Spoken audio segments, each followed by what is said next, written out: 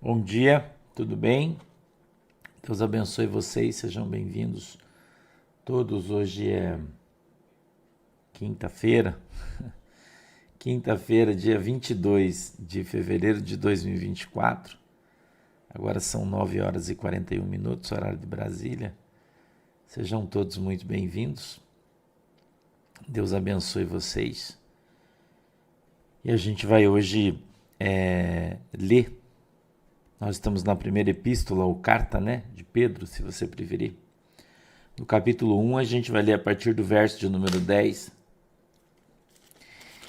E leremos até o 16, tá? Do 10 ao 16, eu acho que o texto tá legal desse tamanho. Dá pra gente falar bastante sobre isso. E a gente vai tratar de um assunto muito importante para a tua vida e para a minha vida, para a vida de todo mundo que quer ir morar no céu, todo mundo que quer ter Jesus na sua vida. Que fala sobre a santidade, né? Eu quero falar hoje um pouco sobre a santidade. Eu quero que você entenda, que você aprenda o que significa isso, né?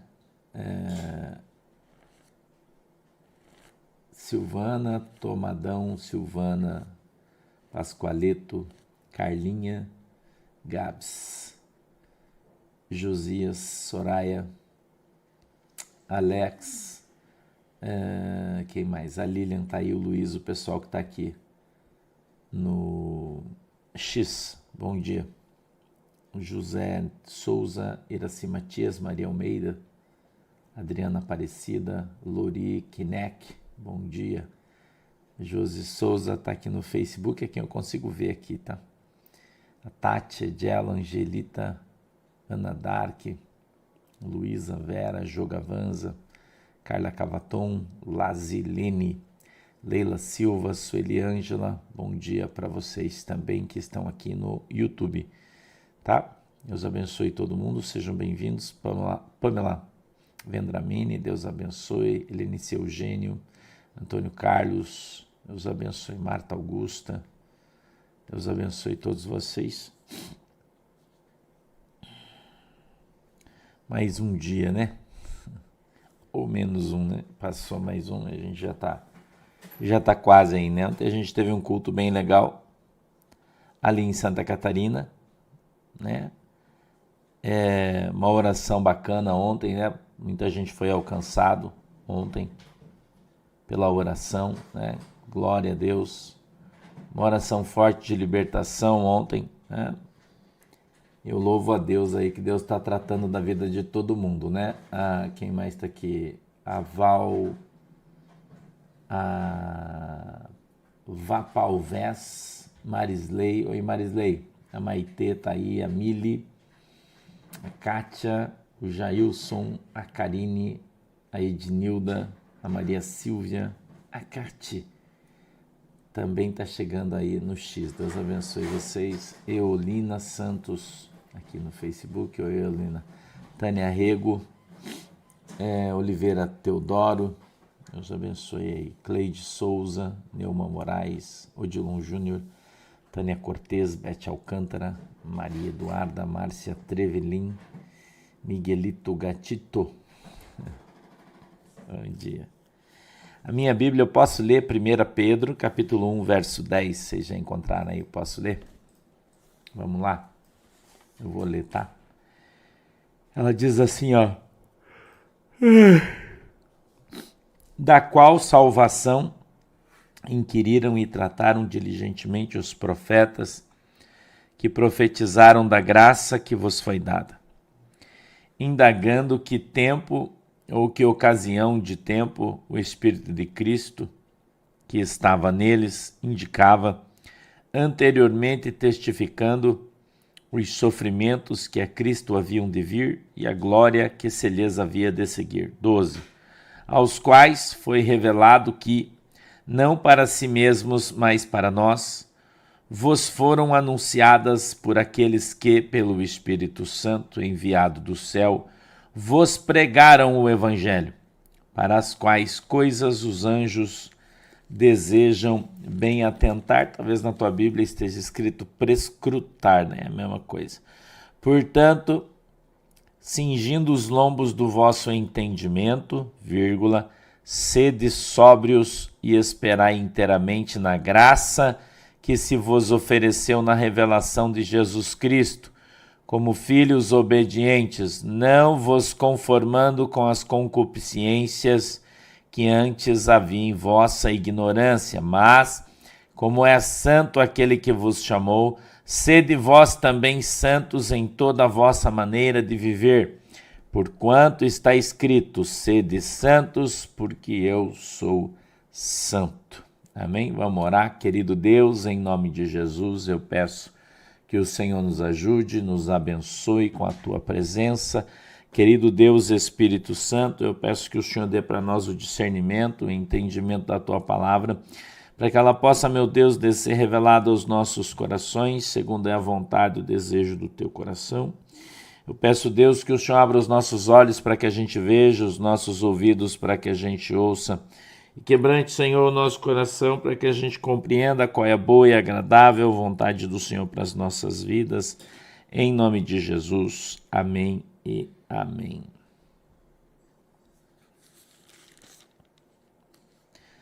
Da qual salvação, aqui a gente precisa ler o 9, né? Alcançando o fim da vossa fé, a salvação da alma. Foi o que a gente leu ontem, né? E hoje a gente continua no 10 dizendo, da qual salvação inquiriram e trataram diligentemente os profetas que profetizaram da graça que vos foi dada. Ou seja, todo o Velho Testamento veio trazendo nas palavras proféticas, nos profetas, que viria sobre nós a graça de Deus através do Cordeiro de Deus, que tira os pecados do mundo, né? Que Jesus viria. E então, quando Jesus viesse, o povo de Israel seria restaurado, que somos nós. Quando fala povo de Israel, é um sentido espiritual da palavra e não no sentido físico, né? Onde se fala a respeito de um povo que mora em determinado lugar, né? Israel, não é? E sim o Israel de Deus.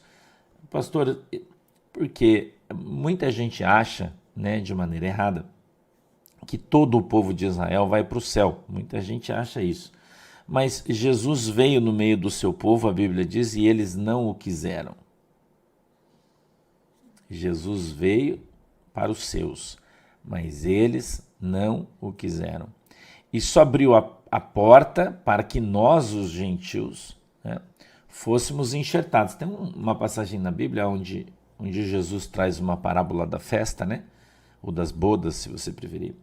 E ele disse que o rei preparou as bodas, o cevado, aquela coisa toda, mandou convite para todo mundo e ninguém foi. Você conhece a passagem, né? Ninguém foi. Entendeu, Gideão? Ninguém foi na festa do rei. O que ele fez? Ele disse, minha casa não pode ficar vazia.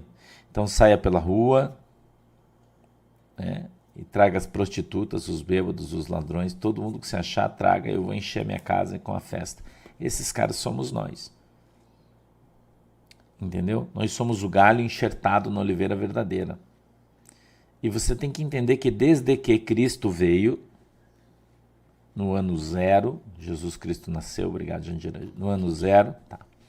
E Jesus Cristo nasceu. Jesus veio para pregar o evangelho da salvação no meio dos judeus. E a grande maioria nunca o quis. Não quis saber de Jesus, não acreditou e não creu nele.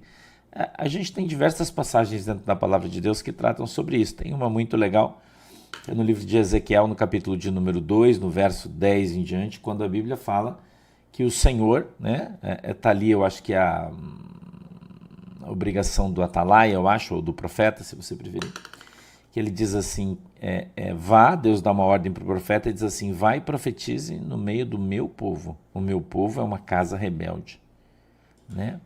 Ele diz, quer ouçam, quer não ouçam. Eles vão saber que esteve no meio deles um profeta. Não é? Então, a gente precisa entender, meus queridos irmãos, que quando Deus fala do Israel de Deus, ele está falando do povo que creu em Cristo. Esse é o Israel de Deus. Quando você conversa com um judeu que não é messiânico, não acredita em Jesus, e a maioria deles não é, e a maioria não acredita em Jesus, e alguns que vivem em Israel são radicais, né?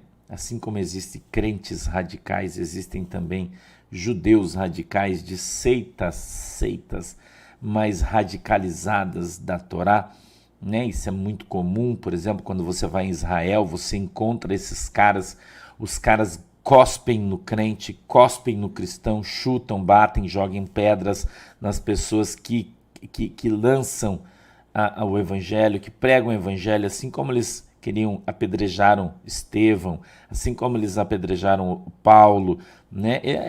Continua do mesmo jeito. 2, Fátima, do 10 em diante. Eles apedrejaram os apóstolos, cara. Eles mataram alguns deles, né? Por que você acha que vai ser diferente com você? Então, em determinados lugares de Israel, quando você fala do Meshiach, né, que é o Messias, eles não acreditam em Cristo como o Messias, o Filho de Deus, que tira os pecados do mundo. A maioria, não. Por isso, Deus disse que vai dar para eles a operação do erro e que eles vão adorar aquele que vem dizendo ser o Messias, mas não é. Se você parar para prestar atenção, você vai ver no jornal esses dias, o Milei esteve lá em Israel. Vocês lembram que o Milei foi lá? Quem lembra? Quem lembra que o Milei foi em Israel esses dias aí? Você viu o que ele falou, o comentário que ele fez? Que ele torce para que a mesquita de Aqsa seja desmanchada logo. Se você vai prestar atenção no comentário, isso saiu no jornal. Para que possa ser reconstruído o templo, terceiro templo, possa ser reconstruído, para que o Messias possa voltar. Entendeu? Mas o Messias a quem ele se refere que vai voltar é o anticristo. Por que isso vai acontecer, gente? Porque eles não aceitaram o Cristo. Jesus já voltou, mas eles não acreditam.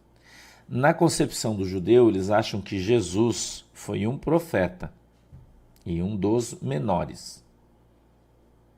Não, o Milei não é cristão, ele é convertido ao judaísmo. É o que dizem no jornal, eu não sei também, mas é o que dizem. Ok? Então, a gente observa aqui, e eu quero que você preste atenção no que a Bíblia diz. Desde o princípio, a Bíblia fala sobre a salvação e a vinda do Messias. E Jesus Cristo já veio, o Messias já veio, muita gente não acredita que ele de fato é o Filho de Deus. Jesus era um nome comum naquele tempo, como é Pedro, como era João, como era Maria. Comum. Esses nomes todos vieram dos judeus, né? Era comum naquele tempo lá. Por isso é Jesus Cristo. Cristo significa Filho de Deus, né? Então você vê Judas Iscariotes. Iscariotes é o nome do pai dele, Judas, filho de Iscariotes, né? Então, toda vez que você vai falar, lá naquele tempo você falava dos caras, o seu sobrenome era o lugar de onde ele vinha. Então, no caso, Jesus, né? Jesus o Cristo. Por quê? Porque Jesus é o Filho de Deus. Então, eles acreditam em Jesus, mas eles não acreditam no Cristo. Entendeu? Oi, Ednei, vamos conversar assim, tá? Então, a gente observa a palavra de Deus e vê que todos os profetas, as profecias, eles vinham falando sobre Jesus, profetizando sobre Jesus, instruindo sobre a chegada de Jesus, não é? Mas quando Jesus veio, ninguém botou fé, ninguém acreditou, porque Jesus não veio do jeito que eles queriam que Jesus fosse. Porque a tradição judaica tinha como grande rei Davi. Davi, rei guerreiro. Davi, general de exército. Davi, conquistador.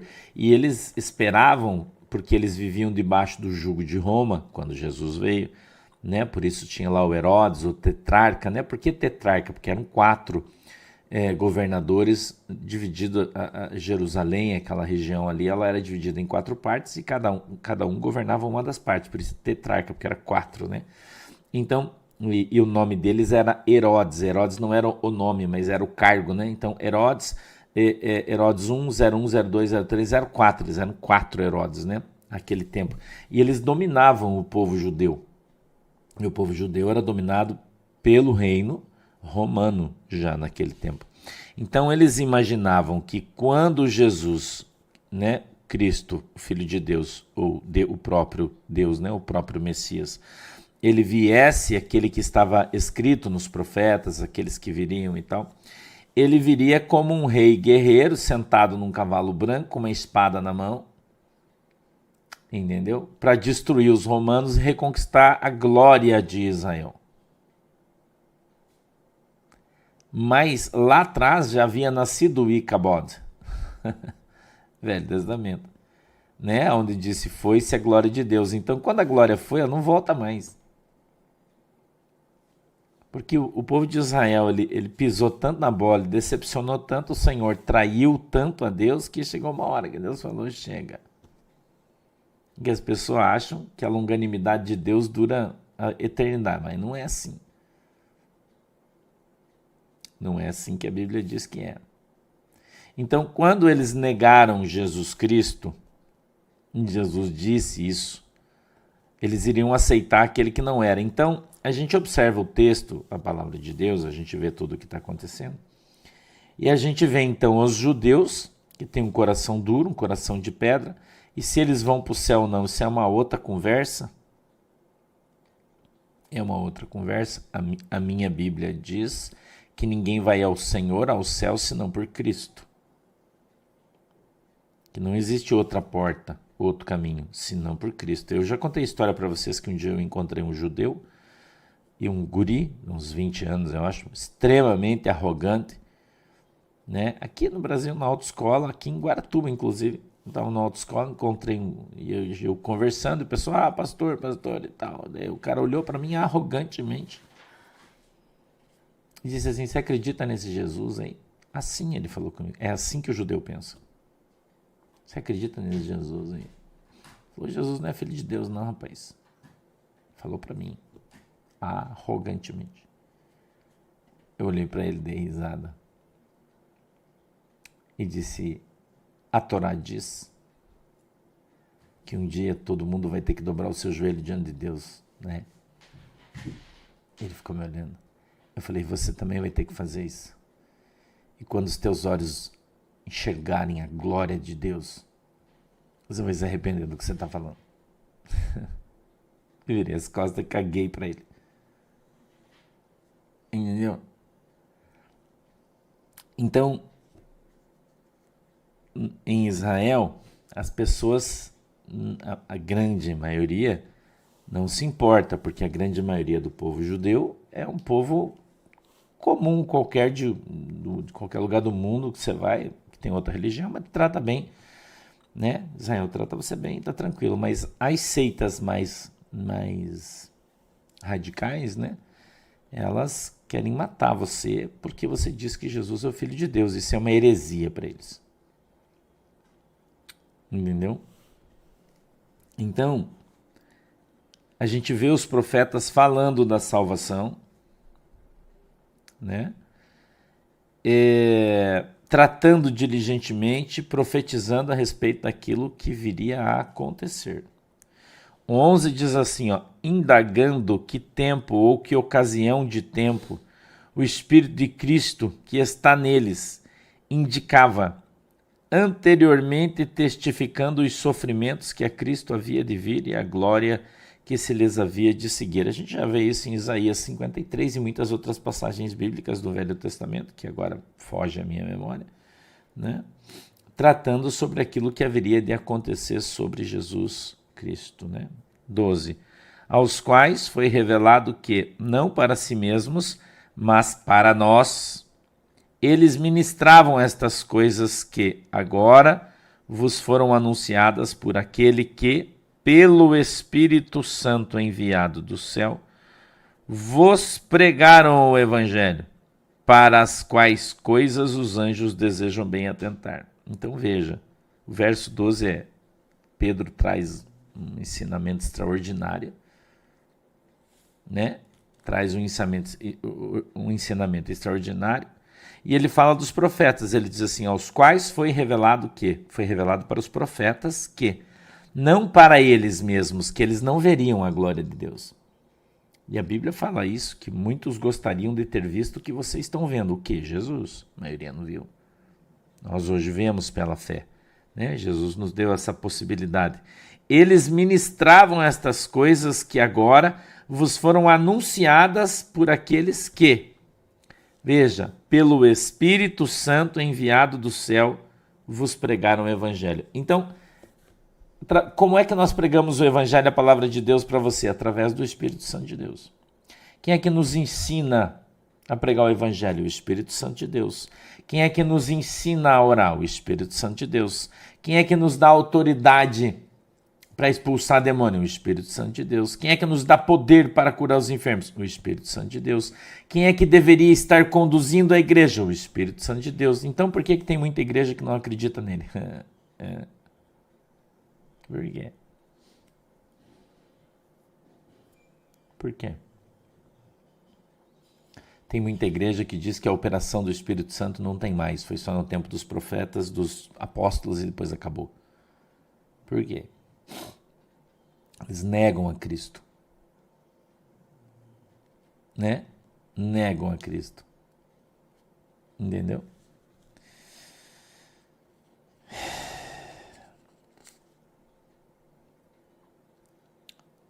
Vos pregaram o Evangelho, para as quais coisas os anjos desejavam. O Pedro está dizendo que os anjos queriam pregar o Evangelho, mas Deus não permitiu que eles fizessem isso. Entendeu? Deus não permitiu que os anjos viessem pregar o Evangelho e deu essa bola para mim e para você aí. Né? Para mim e para você. Verso 13 diz assim, ó. Portanto, cingindo os lombos do vosso entendimento, sede sóbrios e esperai inteiramente na graça que se vos ofereceu na revelação de Jesus Cristo. Lara Ferraz, bom dia, obrigado. Portanto, vírgula, cingindo os lombos do vosso entendimento. Os lombos você sabe aqui, né? Mas ele está falando dos lombos do vosso entendimento. Né? Ele fala, então, se vestindo do conhecimento, do entendimento, da palavra de Deus, isso que ele está falando aqui para mim e para você. Seja sóbrio, não haja como uma criança, não haja como um bêbado, não haja como um louco. Ter sobriedade, né, é ter autocontrole. Ter sobriedade é você dominar a situação na qual você está vivendo, passando. Aqui ele está falando sobre pregar o Evangelho, sobre ouvir a palavra de Deus, sobre ser crente nesse contexto do texto, né? Ele está falando para isso, seja sóbrio, vista ou revista-se do entendimento de Deus, do conhecimento de Deus, né? Espere inteiramente na graça que se vos ofereceu na revelação de Jesus Cristo, a graça que nos foi dada, Ilse, obrigado, Deus abençoe por Jesus. Ela vai suprir todas as necessidades espirituais que eu e você temos. Então, esperar inteiramente na graça, ele está dizendo, e não inteiramente no conhecimento. A gente deve crescer na graça e no conhecimento, mas é da graça que vai manifestar-se o poder, é da graça que vai se manifestar a unção que Jesus, o óleo que Deus derramou sobre a tua vida.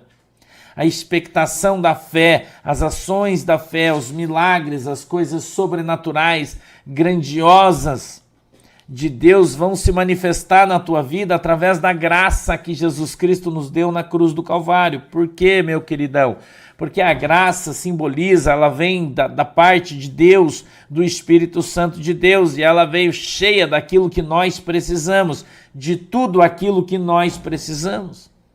Para fazer a obra de Deus está contida na graça, na ação do Espírito Santo, no poder do Espírito Santo, na revelação do Espírito Santo. Entendeu? Isso, irmão.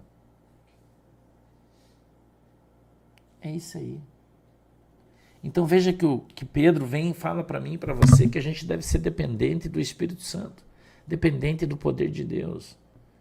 Por que muito ministério não dá certo, que muita igreja não dá certo? Porque depende do homem, depende da teologia, depende das invencionices, das cambalhotas teológicas que esses caras dão, e não do poder de Deus, da ação do poder de Deus.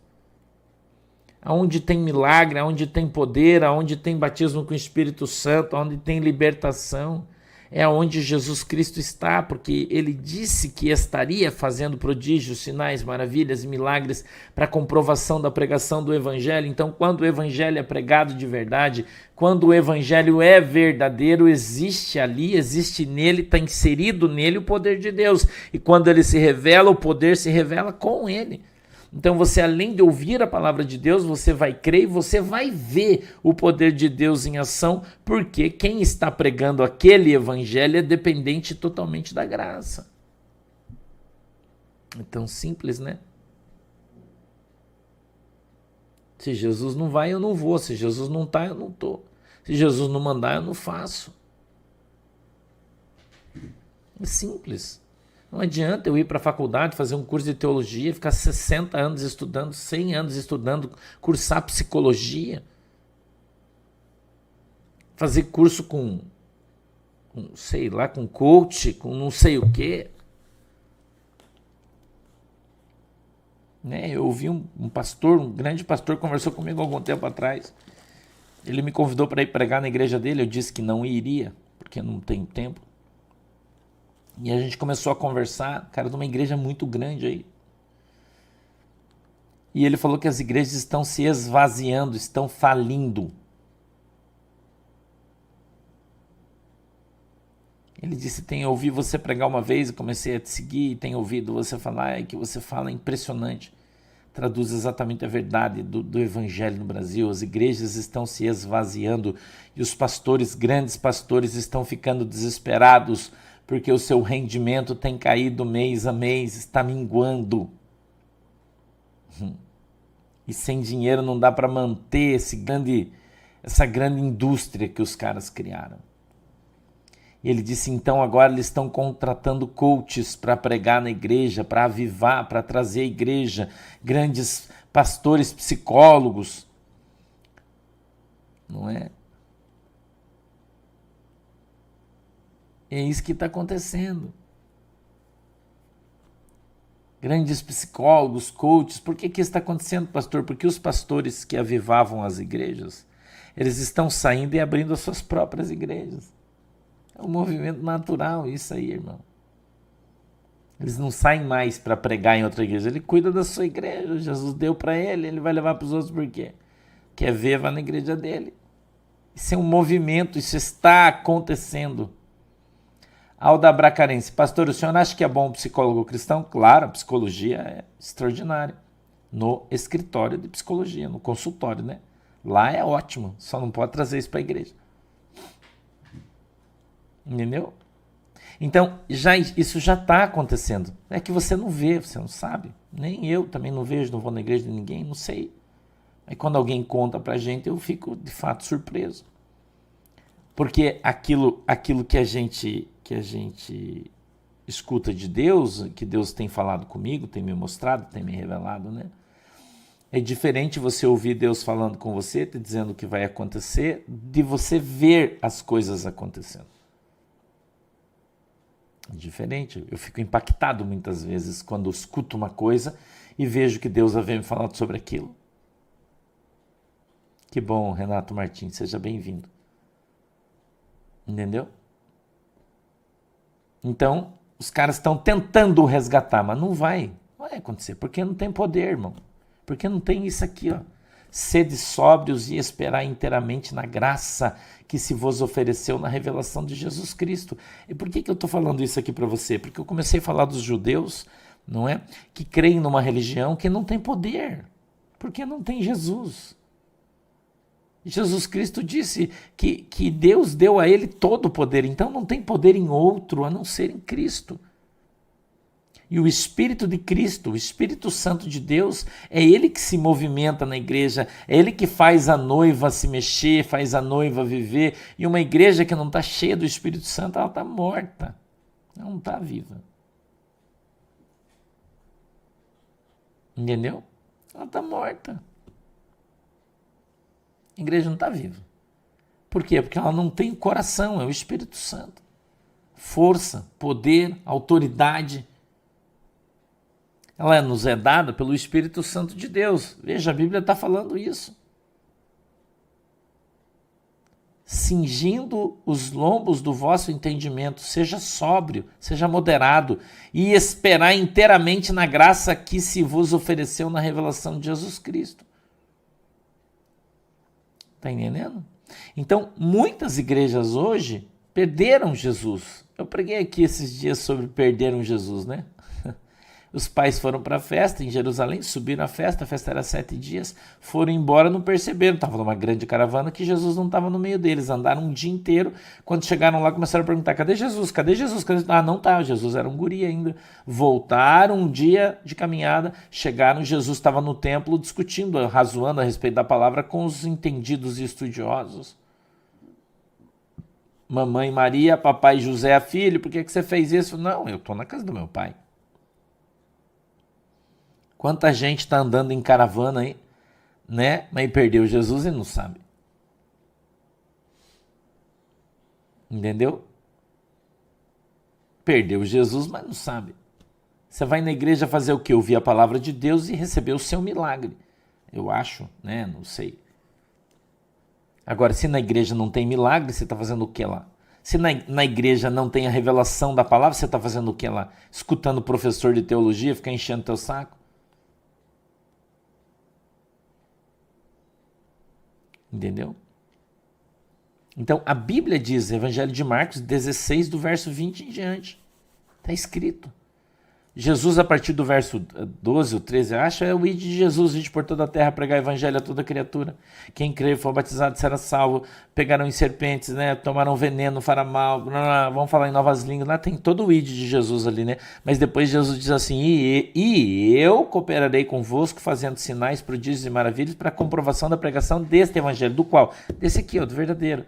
Então, quando há a pregação do verdadeiro evangelho, quando as pessoas são sóbrias, não andam tomando dinheiro de todo mundo, enganando as pessoas, dançando, teatrando e fazendo todas essas barbaridades que não são bíblicas e não deveriam estar na igreja, fazendo da casa do Senhor um comércio. Você pode ver, essas igrejas estão falindo e vão falir.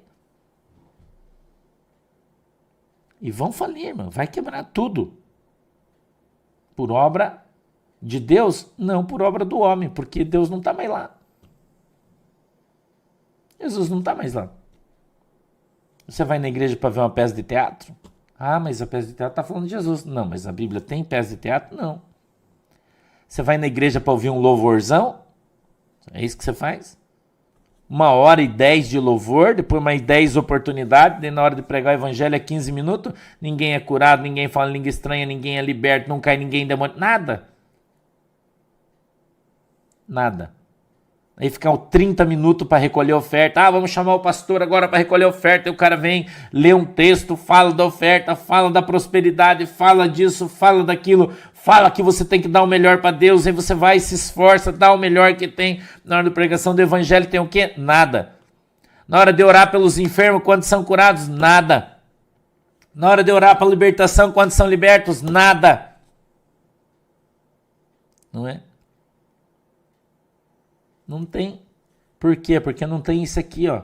Porque eles não esperam inteiramente na graça que o Jesus Cristo nos ofereceu na cruz. Eles não esperam nisso. Eles não fazem isso. Eles não perseveram em orações. Eles não perseveram em jejuns, súplicas, em santificação. O 14 diz assim, ó, eu poderia ficar aqui no 13 até amanhã falando para você, mas eu já vou para o 14. Como filhos obedientes, não vos conformando com as concupiscências que antes havia em vossa ignorância. Mas como é santo aquele que vos chamou, sede vós também santo em toda a vossa maneira de viver, porquanto está escrito, sede santo, porque eu sou santo. Então, sem santificação é impossível ver a Deus. Como é que se os caras não veem a Deus, não conhecem a Deus, não andam com Deus, não estão com Deus, como é que ele vai falar de Deus para você se ele não conhece?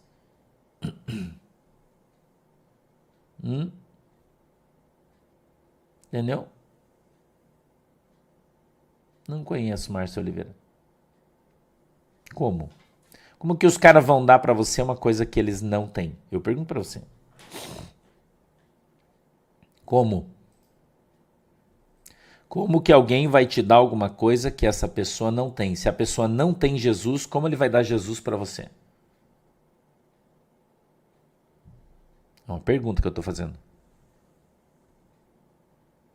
Como alguém vai ministrar Jesus na tua vida se ele não tem Jesus?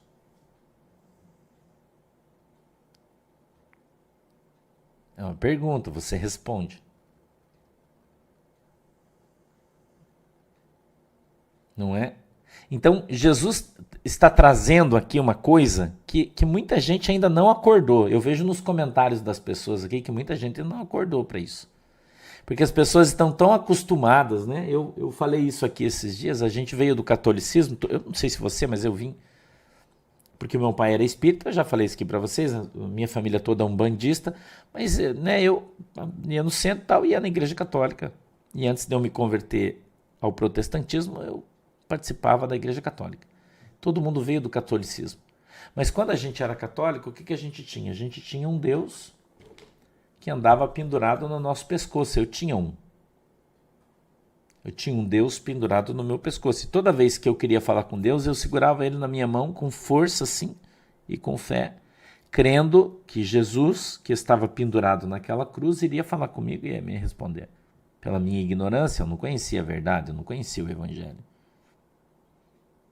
Não é? Então, pela minha ignorância, eu tinha Jesus. Eu acreditava que Jesus estava comigo. Eu acreditava. Mas quando eu conheci Jesus, eu aprendi que Deus ele é Espírito. E aonde estiverem reunidos 2 ou 3 em nome do Senhor, ali ele vai estar. Eu aprendi isso, a Bíblia me diz isso. Que chegaria o tempo em que eu não iria mais adorar em Jerusalém, nem em Samaria, mas aonde estivessem 2 ou 3 reunidos em nome do Senhor, ali eu estaria.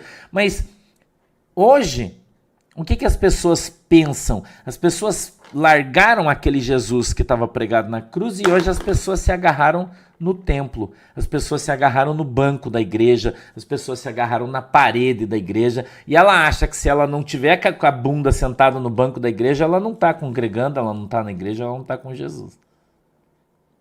A religiosidade só mudou de lugar. As pessoas não conseguem ainda ver a igreja na qual você está agora.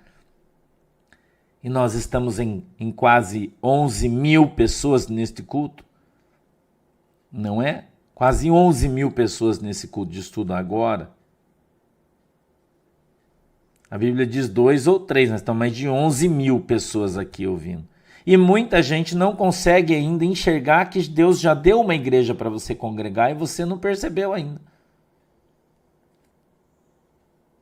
Você ainda não percebeu. Ah, pastor, mas eu estou indo lá naquela igreja, mas não tem uma igreja boa, o que eu faço? Caramba, você não está aqui, vaso? Você vem fazer o que aqui todo dia? Será que você não percebeu? Você não acordou ainda? Ou você continua ouvindo aqueles estúpidos dizendo que igreja virtual não existe? Se não existe, você está fazendo o que aqui? A gente é fantasma? Você está fazendo o que aqui? Eu te pergunto. Se igreja virtual não existe, o que você está fazendo aqui?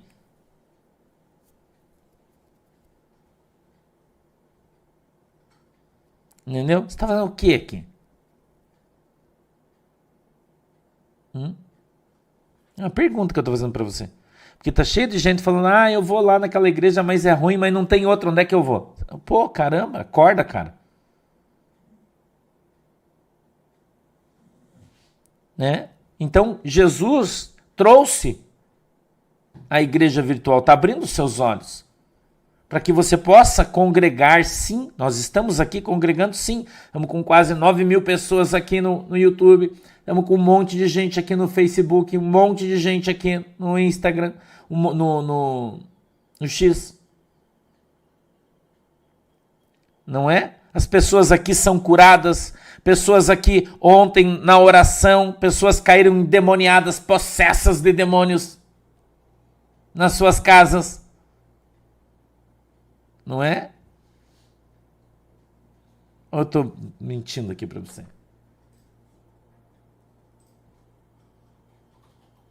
E vou contar uma coisa para você. Quando eu falo isso aqui, ó, olha aí, ó.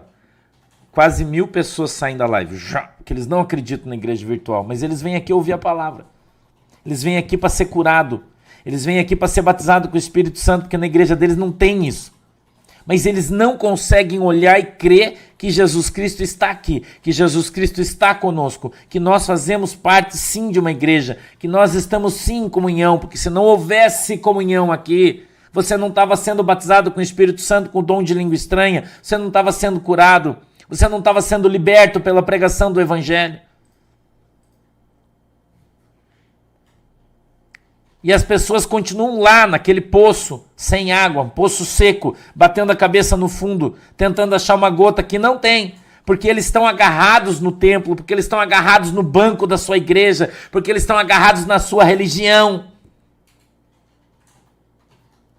Está entendendo?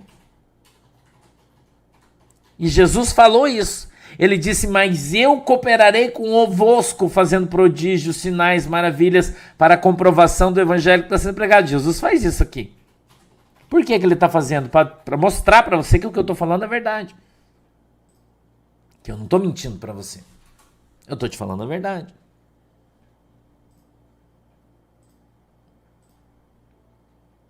Não é? E muita gente sai. Por quê? Porque é religiosa. Mas ela é religiosa, irmão, e ela é cega. Porque a Bíblia diz que o pior cego é aquele que não quer ver. E eu disse no começo, eu vou dizer de volta, e agora você vai entender o contexto do texto. Quando Deus falou para Ezequiel, capítulo 2, do verso 10 em diante, ele disse assim, vai no meio do meu povo, porque o meu povo é um povo rebelde. Um povo que tem a testa dura como uma pedra, ele disse, mas vai, pregue, fale a verdade, quer eles ouçam, quer eles não ouçam. Karina, Deus abençoe. Eu fui liberta na oração do pastor ontem, prova viva, agradeço a Deus pela vida de todos da igreja por de Cristo, eu sou uma ovelhinha agora também. Quer ouçam, quer não ouçam. Eles vão saber que teve no meio deles um profeta. Então o povo, irmão, extremamente religioso, por isso que ele não se liberta, por isso que ele não é curado, por isso que a sua vida não é transformada. Tá entendendo? As pessoas não querem saber, eles vêm aqui para buscar o milagre, porque aqui tem milagre, mas na igreja deles não tem. Por que não tem milagre? Porque eles não esperam inteiramente na graça que nos foi oferecida por Jesus Cristo na cruz do Calvário. Então a maioria das pessoas, como a maioria dos judeus, não vai para o céu. Por que não vai, pastor? Porque eles não obedecem à palavra de Deus. Eles ouvem a palavra de Deus, mas eles não seguem a Cristo. A Bíblia diz que a ovelha, ela ouve a voz do seu pastor e o segue. Quem é a ovelha? Quem não é? Entendeu? Eu, mais uma vez eu vou dizer, eu não sou contra a igreja física, claro que não, nós temos várias. Mas a igreja virtual veio e veio para ficar, irmão. E os pastores tradicionais das grandes igrejas estão desesperados, porque a maioria das pessoas está saindo das igrejas físicas para ir congregar nas igrejas virtuais. Por quê, irmão? Porque a igreja virtual, você vai no culto independente de onde você estiver, no mundo inteiro, tem culto. O culto naquele mesmo horário, aonde você estiver, você entra e você assiste.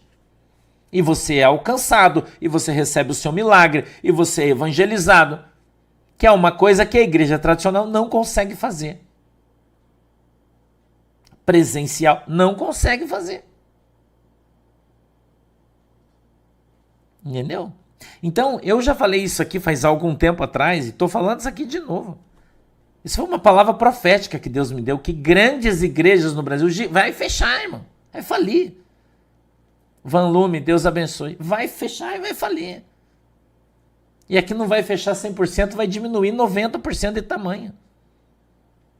Entendeu? Luiz Henrique, Deus abençoe.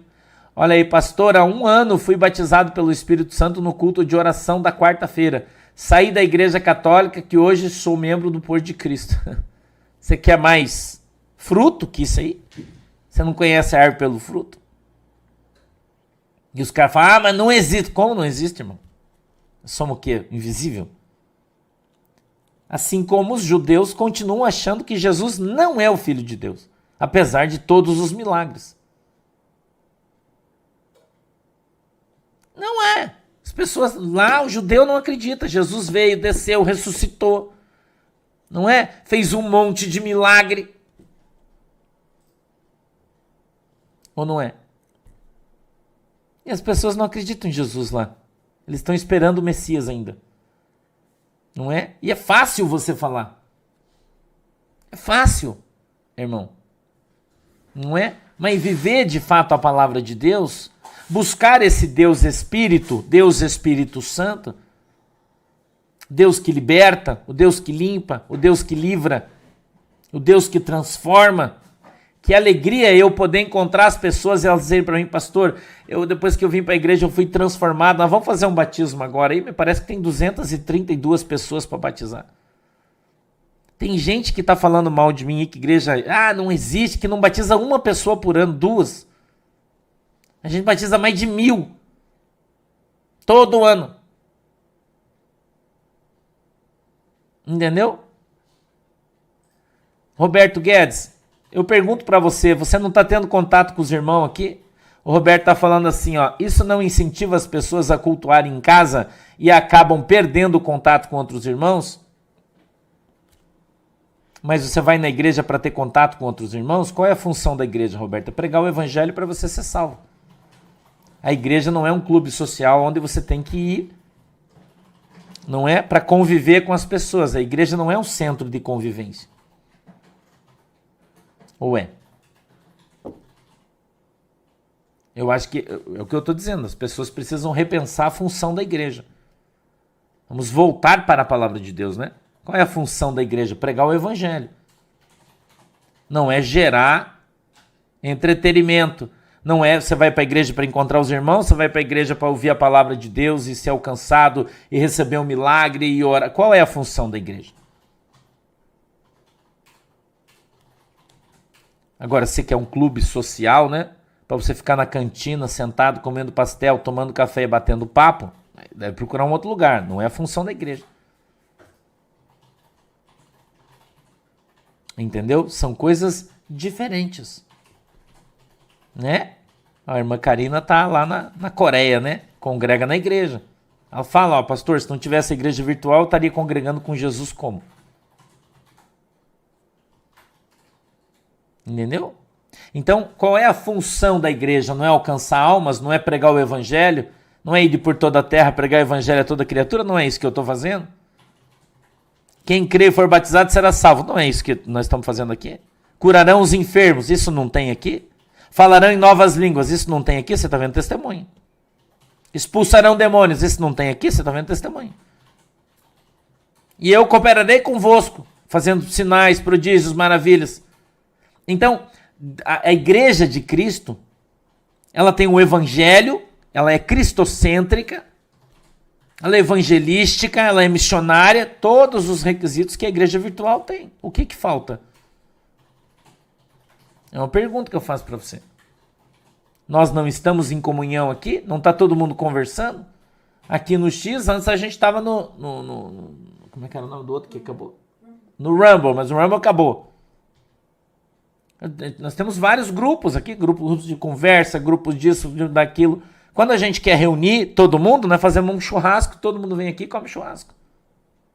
Eu ainda não tenho condições financeiras de estar indo mais longe, mas espero em breve ter, para poder estar indo no Nordeste, aqui, ali, cada final de semana estar num estado. Em breve isso vai acontecer. Eu ainda não tenho condições de fazer isso, mas em breve vou ter. Não é? Então, a igreja de Cristo, irmão, Jesus falou isso. Chegará o tempo em que você não vai mais adorar em Jerusalém, que você não vai mais adorar em Samaria. Mas aonde tiver 2 ou 3 reunidos em meu nome, ali eu vou estar. Jesus não está aqui, porque se Jesus não está aqui, não tem milagre. Se Jesus não está aqui, não tem conversão. Se Jesus não está aqui, as pessoas não estariam aqui. Ou não é? Entendeu? É simples assim, irmão. Eu pergunto para você, por que o pastor da igreja física não faz junto, como eu faço aqui, a igreja online? Porque ele não sabe pregar? Porque ele não tem as moral, irmão? Não tem aquele ditado, quem sabe faz ao vivo? Não é assim que fala o ditado? Por que os pastores dessas grandes igrejas ele não vem aqui pregar para você? Porque ele não sabe. Ele é um político.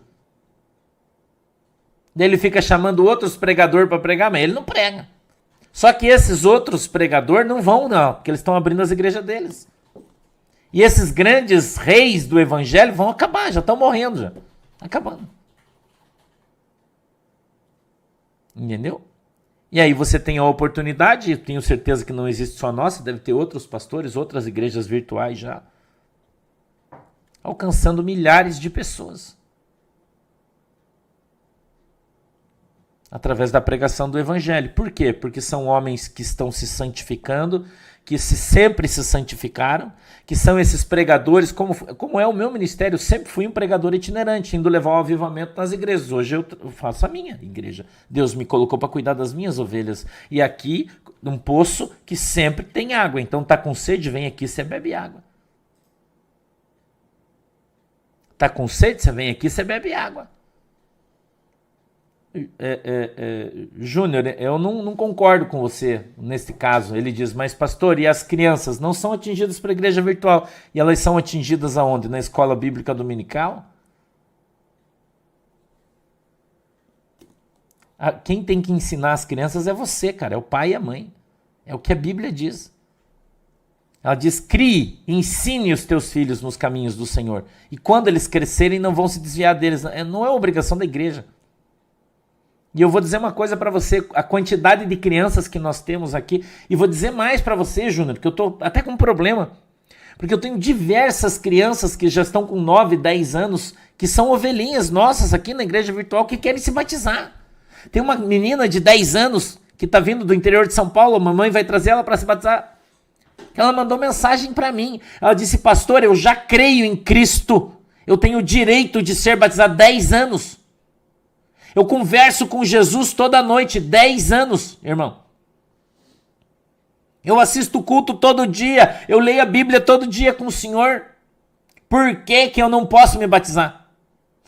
Eu disse, claro que pode, como é que eu vou dizer que não? Vem aqui que o pastor vai batizar você. Por que não?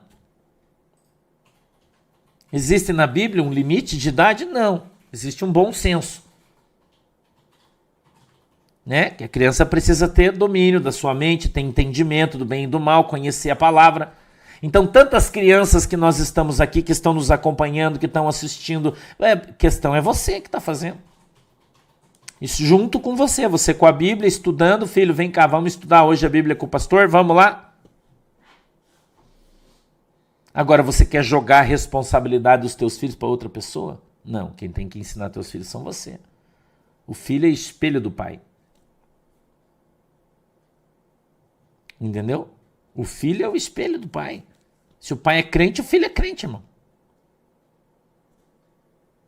Eu vou contar uma coisa para você. Na minha igreja em Santa Catarina, eu tenho uma criança que é autista. E você sabe que a criança autista não se relaciona com ninguém. Você sabe disso, principalmente quando o grau de autismo é mais alto. E quando eu chego na igreja, ele corre e me abraça. E chora. E ele fala, meu pastor. Autista, cara. A mamãe e o papai dele choram quando ele faz isso, porque ela diz que ele não se relaciona com ninguém. Mas com o pastor dele, ele vem na igreja, e ele me abraça, e ele fala que ele me ama, e eu oro por ele, e choro com ele, e ele é um amorzinho. E ele tá aqui, ó. Assisto todo dia. A Bíblia. Entendeu? Oi, Gabriel Santos. Deus abençoe. Que bom. Em breve vai se batizar assim, Gabriel Santos. Deus abençoe você. Entendeu? E são crianças, são adolescentes, e nós temos aos montes elas aqui. Você vai dizer para mim porque não tem um lugar para ela dançar, ela não vai se converter? Porque não tem um teatro para ela fazer, ela não vai se converter, irmão? Irmão, se o teu filho não vem na igreja por causa de Jesus, meu queridão, não adianta ele vir por nenhuma outra condição ou situação. Ele tem que vir para a igreja por causa de Jesus. É isso que ele tem que vir na igreja. Entendeu? Não, aquele é outro Beto. Beto Café Marmita, aquele que estava na igreja, tem várias crianças autistas na igreja, várias. Tenho várias, não é um nem dois, tenho várias. Claro que pode, Leandro. Se ele quiser, ele pode. Se ele quiser, ele pode. Desde que queira. Entendeu? Então, não existe nenhum tipo de impedimento. O que impede as pessoas é a sua incredulidade. É isso que impede. Porque Deus é espírito, irmão. Entendeu? É simples. Quem dá educação religiosa para as crianças são seus pais. Não é o irmão da igreja, o diácono, a diaconisa. Não é o encontrão. Não é o encontro com Cristo lá no mato, cheio de adolescente, onde todo mundo fica se pegando escondido. Nada disso, irmão. Está aí na tua casa, está com você, está aprendendo, está crescendo, aprendendo a Bíblia. Ô, Eliana Rossi. Não é assim? Então veja o que a Bíblia diz. Mas como é santo aquele que vos chamou, sede vós também santos em toda a vossa maneira de viver. Porquanto está escrito, sede santos, porque eu sou santo. Você já pensou a tua filhinha chegar para você e dizer assim, mamãe, essa noite eu estava conversando com Jesus e ele disse para mim que eu posso me batizar sim. Eu quero conversar com o meu pastor. 10 anos, cara. Hã? E você vem falar para mim que a criança tem problema com a igreja virtual? Ô, irmão. Olha a irmã Fran Rolf. O meu autista ama estar nos cultos aqui em Joinville. Agora ele levanta as mãos e louva junto com a igreja. O que você me fala? O que você me fala? Vamos orar? Vamos orar. Fecha os olhinhos aí. Já está no meu horário. Querido Deus, em nome de Jesus, eu peço que o Senhor abençoe a minha igreja, que o Senhor abençoe meu povo, essa manhã em nome de Jesus. Que a tua mão, Senhor, poderosa esteja sobre cada um de nós e nós sejamos alcançados e abençoados na autoridade e no poder do nome de Jesus. Papai do céu, em nome de Jesus Cristo, eu peço que o Senhor abençoe a nossa família, os nossos filhos, os maridos, as esposas, em nome de Jesus, meu Deus. Os nossos funcionários, Deus, aqueles que trabalham na nossa casa, na nossa empresa, aqueles que prestam serviço para cada um de nós, que o Senhor os abençoe na autoridade e poder do nome de Jesus. Em nome de Jesus, eu peço que o Senhor possa abençoar as nossas crianças, para que eles cresçam na graça, no poder, que o Senhor possa visitá-los, querido Deus Espírito Santo, enchendo as nossas crianças de poder, de autoridade, vasos, pequenos vasos santos de Deus, sejam usados, Senhor, nessa terra com poder e autoridade, em nome de Jesus. Abre, Senhor, os vossos entendimentos, para que eles compreendam a tua palavra, andem na tua presença e sejam uma bênção em nome de Jesus Cristo. Eu quero, Deus, pedir a tua bênção sobre as nossas vidas, pedir que o Senhor abençoe essa água que os irmãos têm colocado diante de ti. Em nome de Jesus. E quando o teu povo beber dela, seja alcançado pela sua fé, segundo a vontade e o desejo do seu coração. Em nome de Jesus. Amém e amém. Deus abençoe vocês. Até de tarde, hoje desdobramento. De noite, o pastor está de folga. Beijo no coração de todo mundo. À tarde a gente se vê, tá? Fiquem com Deus. Tchau.